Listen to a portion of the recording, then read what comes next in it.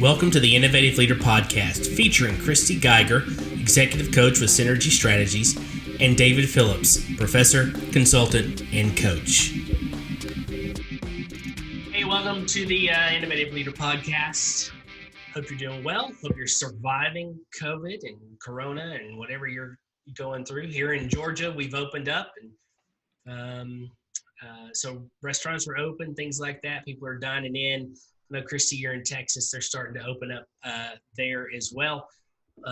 Today, we want to talk about, so we've got this potential gap that's going on between people who are like, let's stay inside, let's not get out, let's not go out and do things until there's a vaccine or until it's almost, everything has gone through.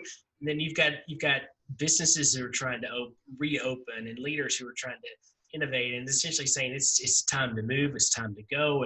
And the problem with that is you can create a gap between those who are motivated to move and go and those who are really anxious and scared. There's a fear within them, and so we're going to talk about that today. Because Christy and I were kind of talking before the podcast about experiences and who we've talked to and how they're handling it. And of course, I work with a lot of public schools, and the back end people, the administrative people are ready to go. They're just kind of sitting there waiting on the government, the state, to say open up. I know it's very likely they're going to be back in class come the end of July, 1st of August. Things are on target for that. There's some things they're going to try to take into account, but they make some changes there. But that's going to happen, and I know in other states as well. Florida's opened up, those kinds of things. But in other places like Maryland or Washington State or California, there is this, everything is put on hold, and it makes it tough. So how do we lead in times when we need to innovate? We can't just sit around, but we've got people who are struggling to get off, to get moving forward. So we're going to talk about that today. So Christy, why don't you kind of explain some of the things that you've noticed as you work with some of your coaching clients and friends and things like that, because I think what we were talking about earlier is a very valid expression of what's going on right now in our country.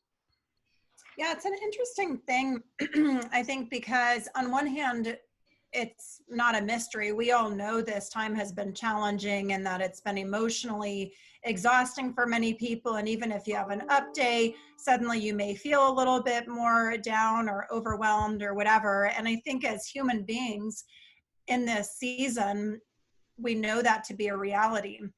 What I'm seeing though with leaders is that leaders are really, they've been in this place of looking at how do we pivot, how do we adapt, kind of overused words, but still they're words that are innovation, adjusting, adapting, whatever.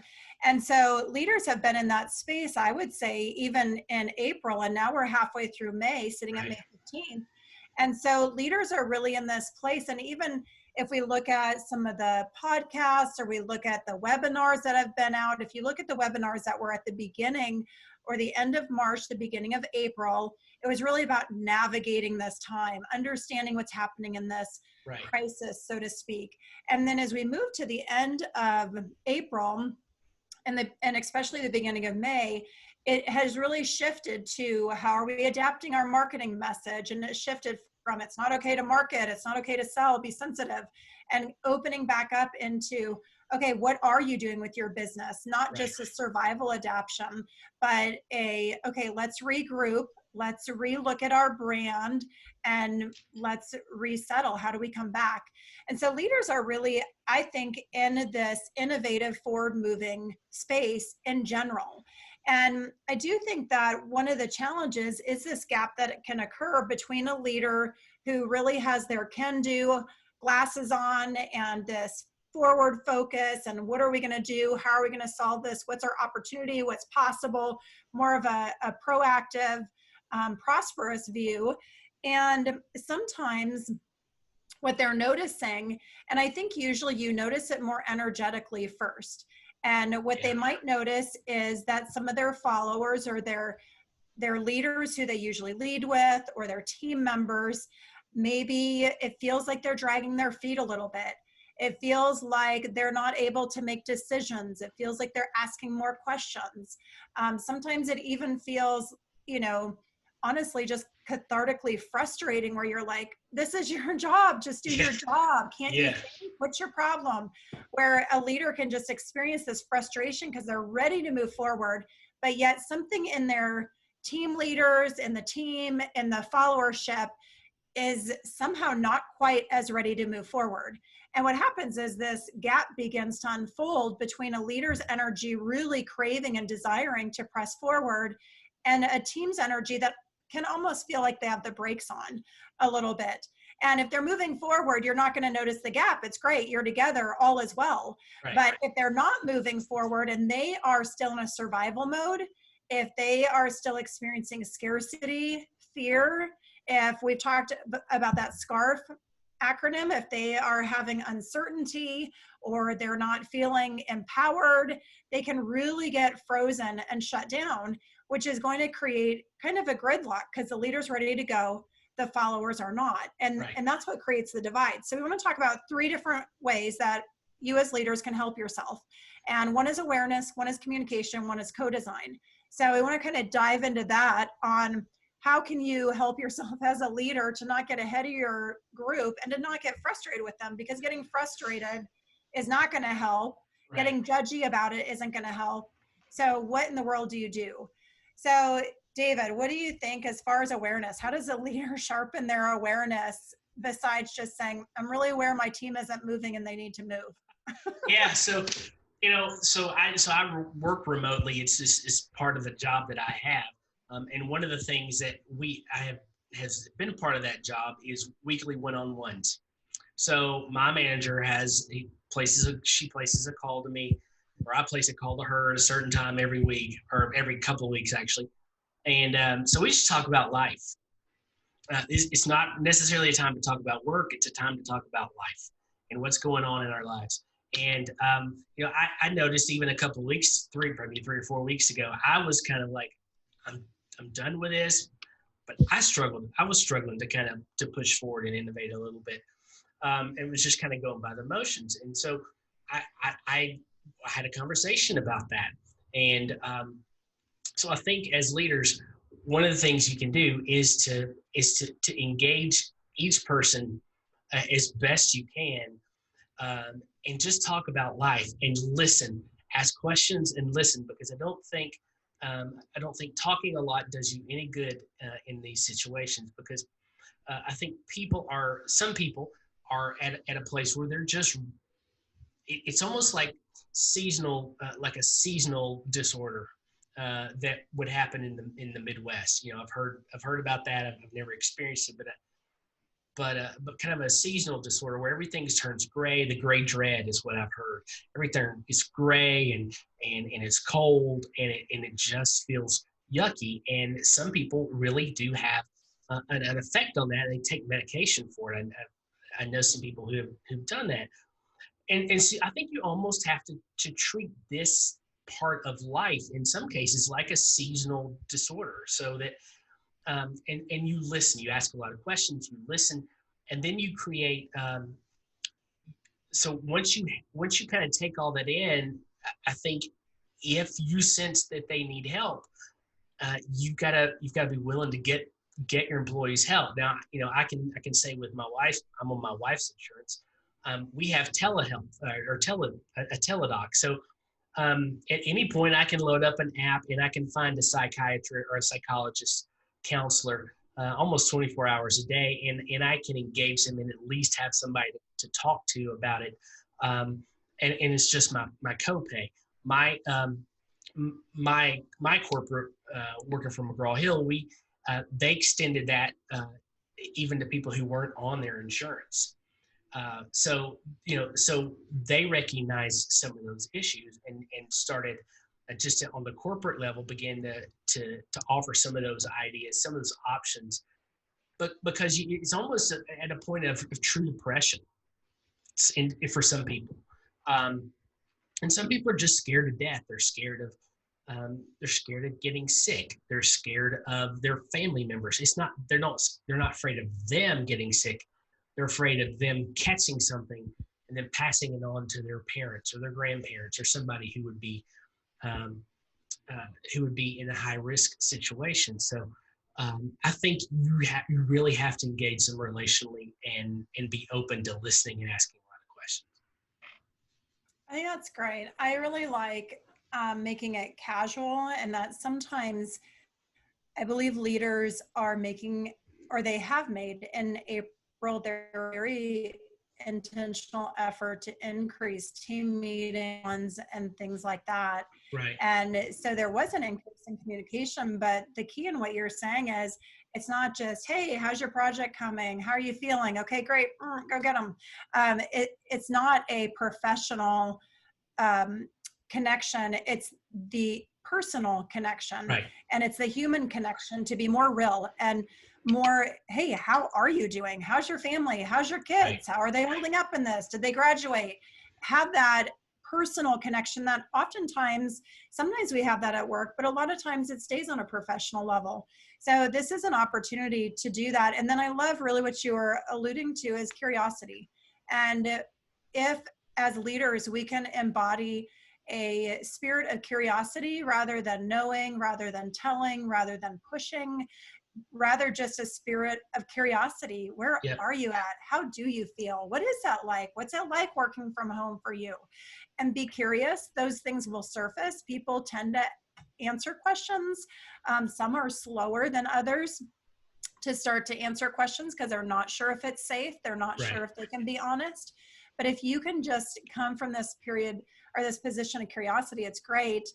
And the other thing that you're alluding to that I think is really true, I was talking to a client this week and she was saying, I really think people are going to come out of this with PTSD and things like that, which seems very dramatic when we think about where generations before have been in different wars and certainly very traumatic conflicts that give PTSD.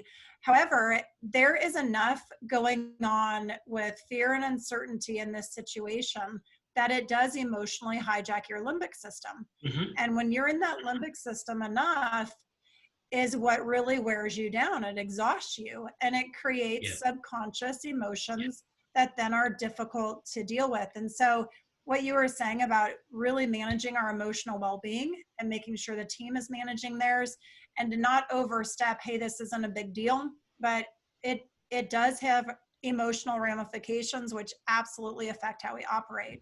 Right. So, okay, that's great awareness. So then let's say you've got the awareness. How do you navigate communication? So you understand this is going on.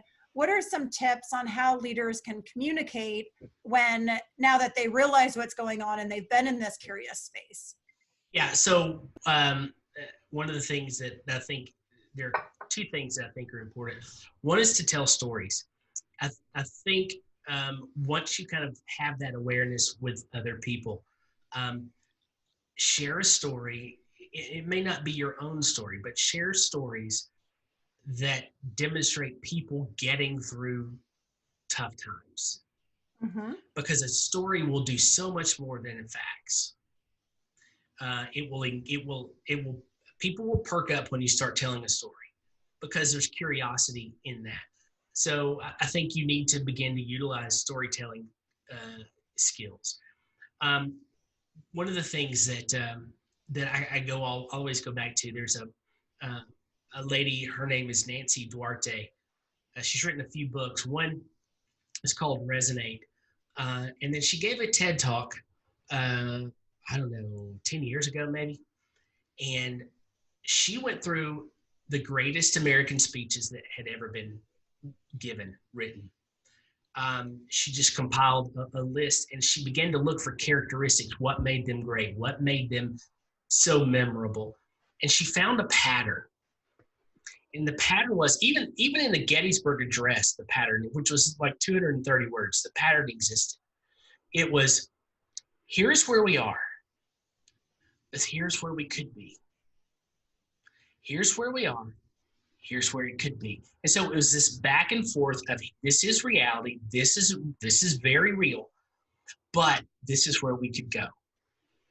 And so I think when you acknowledge the reality of the situation and then try to motivate through casting a vision of saying, this is where, this is what could happen, then I think it engages the person on an emotional level to get them out of thinking about themselves and get them to thinking into a broader framework. I think your communication should be a motivation to think outside of yourself. Now, I know when I've gone through dark times, the dark times occurred because all I could think about was what was going on in my little world, and not what could be, not what is available to me. And so I think you've got to help people in your communication to get outside of themselves. Absolutely. I think that's great. And really, when people are struggling emotionally, they are looking for hope. They're looking for something to know this is going to get better, that they're going to be okay, that we're going to get through this. They want the togetherness. So sharing that vision and hope is important. And I like that piece about starting with the reality. To me, that's the piece about having compassion and understanding and saying how you think and feel is important. I like using the SCARF acronym. And again, that's from David Rock with the Neuro Leadership Institute. But that has the 5, SCARF stands for status, certainty, autonomy, relatedness, and fairness. And it's interesting how you can use those to talk, status, you are important, certainty, this has been a hard time and you've been at home and we are getting back to work next week, certainty, autonomy, I know that you have to decide what we're going to be wearing masks and you have to decide XYZ, giving them autonomy, relatedness, we're in this together, fairness, this is how we're handling XYZ, or you're compensated for this or that, whatever. But you can use that SCARF acronym or those key points when you're talking to understand somebody. And then you can also use that in creating that where we can be the vision and the hope. So where are we going? So it's an interesting filter to use to do exactly what you were saying in really relating and understanding where they're at and painting that vision to where you're going, which I think is a great tool just to help leaders to go, am I covering all the bases that could hypothetically hijack someone while I'm working to get them on board and working to understand what they're at. One tip I would say is, even though we know as humans, you're right, like we really do think about ourselves and that's what creates this fear, and even if it's like, no, I'm thinking about my mom. Okay, whatever, it's still about your world. It's about what's right in front of you. But as a leader, we don't want to actually say those words. Don't think about yourself. Here's the vision. Sometimes we accidentally say those things because we're frustrated or we really want to encourage people to see the bigger picture. But while we're being compassionate and understanding, we're really just really hyper focused on them, like, wow, this is tough and whatever, like you're really focusing on them, and then you focus on the vision, but not shaming or calling out or making it wrong that they have. And I'm not saying that you were saying that, I just know it's easy to do. And I think you need to know who you're talking to in those cases. And I have to share kind of a dark moment. I had a dark moment about 8 or 10 years ago.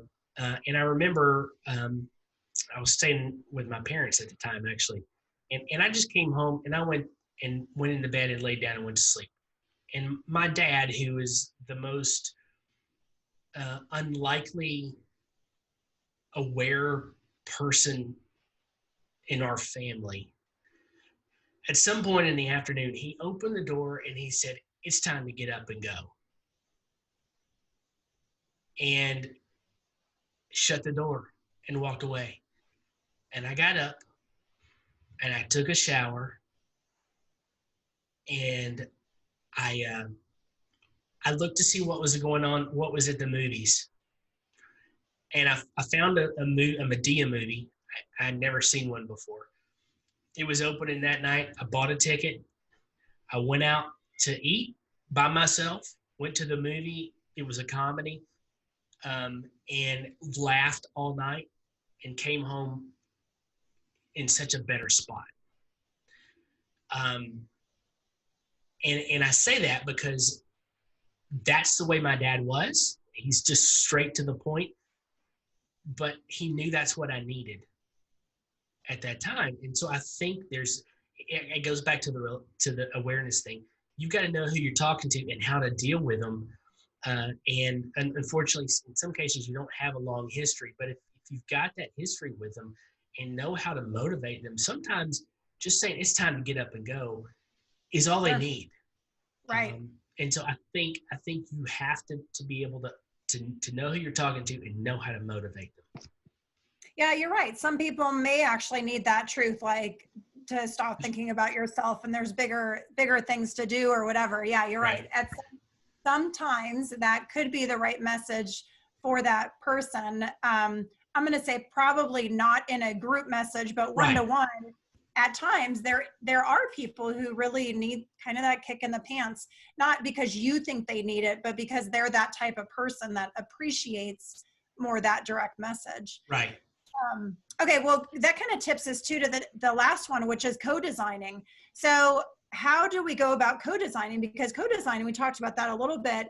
I don't know if it was the last episode or the one before, which really is kind of accountability. Like, how does this look? How does this work so that the leader isn't 10 miles ahead of the rest of the team, but that the team is moving at a pace that's comfortable, but isn't so slow that the leader is really compromising and accommodating and sacrificing what needs to happen because everyone's not comfortable. How do we co-design to be moving at a mutually beneficial pace?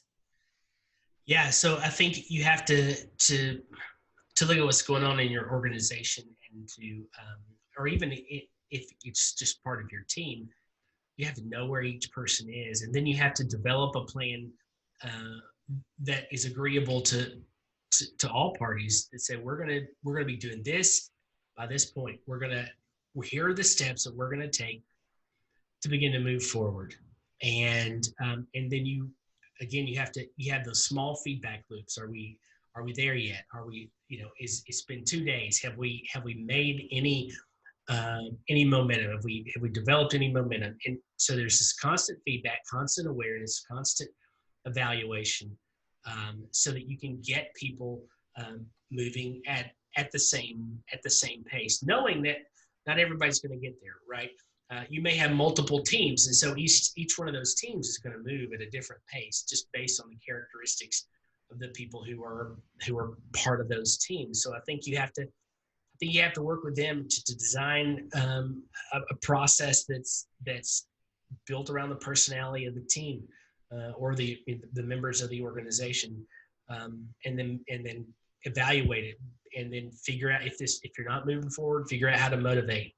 And I also think this gives an opportunity for other leaders to rise up, and so you can potentially make some leadership shifts to help motivate, and not like you're firing anybody, but you might move someone from one team to another that might help in movement and help in growth and in momentum. Mm-hmm. Yeah, I like that. I think in co-design, just reiterating part of what you were saying, it really does go back to that shared conversation around what will we do? Who is doing what, by when, how do we know, what are those checkpoints? I like your loop because you're coming back to be like, okay, how did that go? Did that get us where we needed to go? Do we need to adapt? Are we moving too fast? Are we moving too slow? But even in the co-design, it somehow gives permission to check in. Right. And it also creates that relatedness, that your voice matters, that your opinion matters, and that nobody is there dictating, nobody is there telling, but we're in this together to figure it out together. And there's this awareness and this respect of one another that feels very supportive. So I think that is good. And I like also what you were saying about empowering leadership. I think it's true that while you may have a leader who's ready to go and followers not, as soon as you begin to have that awareness, communication, understanding, leaders are ready to rise up. as they see the vision and as they see where you're going, this now taps people's inner desire to make a difference. Right. And they see that they have the ability to contribute and do something that matters, and they want to rise up. So now we tip into empowering leaders and making those adjustments so that people can move forward and can lead where they need to lead. And you don't need to handhold, you don't need to worry about it. It's really just having that conversation, and suddenly they're ready to go because they're more in tune with that vision, but they don't feel like their emotions have been minimized. They feel very supported and on board. Yeah, absolutely. Yeah, good. All right. So what else? So the kind of 3 areas is this awareness, communication, and co-design. Mm-hmm. So if leaders are doing that, is there anything else that would be important that would create a gap in between followers and leaders as leaders are working to adapt and redesign? You know, we think about different industries, from restaurants and movie theaters and both essential businesses and non-essential businesses. Some businesses have needed to reduce or cut staff. Others have, you know, just slowed business, whatever. Like, what other things can a leader do that really help to make sure that they're staying in sync with their team and hearing their team? Goodness.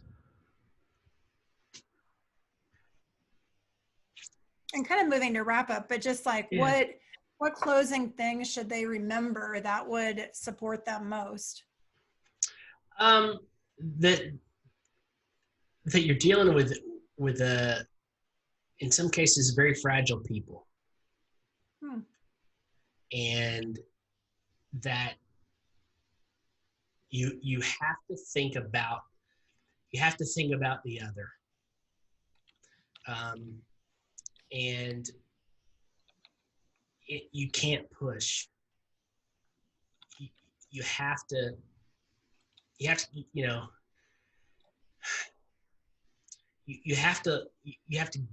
people have to get to the point where they are comfortable with it. I think it's a completely different environment than it was 20, 30 years ago, where in some cases, if you won't come along, then they'll just fire you and find somebody else because you're a cog in the wheel. But I think in a culture where millennials and now Gen Z are 50 to 75% of the workforce, you can't do that. Mm-hmm. You have to be understanding, and realize that so many of them have not had to have grit and work through things.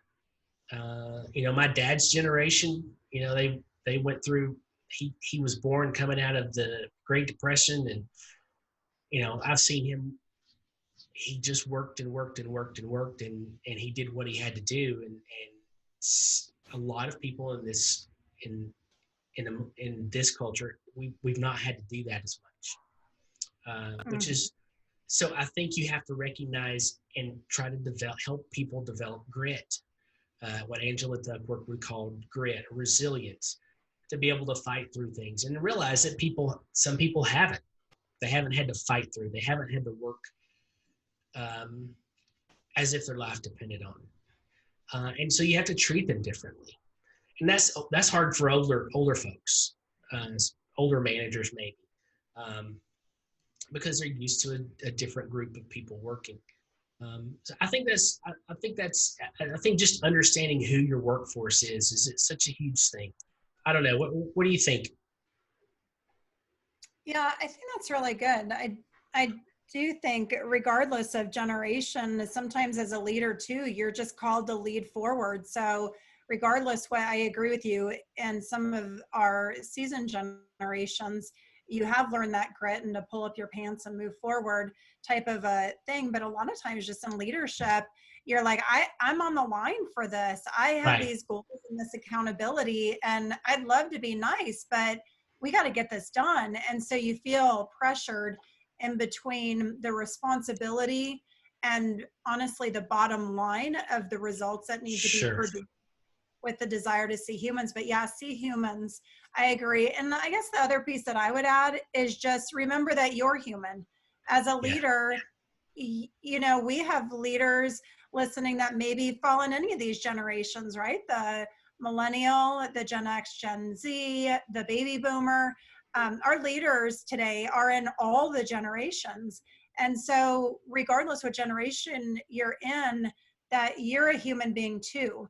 And that even though as leaders, we really try to put our best foot forward and to show up strong, it is really critical to be recharging yourself right now. Yep. And that's not a selfish thing. That's a put your oxygen mask on first. What are you doing to make sure you're in good headspace? What are you doing to make sure that you can be compassionate towards people? Yes. What are you doing to make sure you're not burning out and keeping yourself in inspired space? And sometimes when things are so chaotic and busy, reading the books that we read goes out the window. Or you know, just doing some of the habits, whether it's a meditation or a mindfulness habit, or whether it's a downtime habit or journaling or doing that vision work, sometimes those things just go out the window. And whatever it is that you need to recharge yourself, Yep. I think leaders really have to make sure that they're taking care of themselves too, that you are human, you're not a robot, you're not a machine. And even though sometimes because we get in such a work mode, we forget, we actually don't feel tired. We don't feel exhausted. We feel ready to go. But it's kind of like if you've been working all day and you sit down and you're like, wow, I really am tired. Yeah. You don't know until. So make sure to take care of yourself would be my thought. Yeah, the phrase that comes to mind with that is sometimes we have to remember that the warrior is a child. Mm. That we fight and we fight and we work, but inside we're just a child who wants to curl up in mom and dad's arms and just take a nap. Mm-hmm. And we need to be ready. We need to be prepared to do that because you can't fight all your life. You know, you have to take care of yourself. Yeah, good. All right, good thoughts. Exactly. So thanks for listening, and don't forget to subscribe to the video at YouTube. Subscribe at Apple on the Apple Podcasts, Google Play, wherever you get your podcasts as well. We look forward to coming back and sharing some more innovative leader tips and insights. So take care, and Christy, it's good to see you again. Hope you have a great weekend. There's hang in there and keep plowing forward. That's right. Absolutely. All right. Take care. All right. Bye-bye. Bye.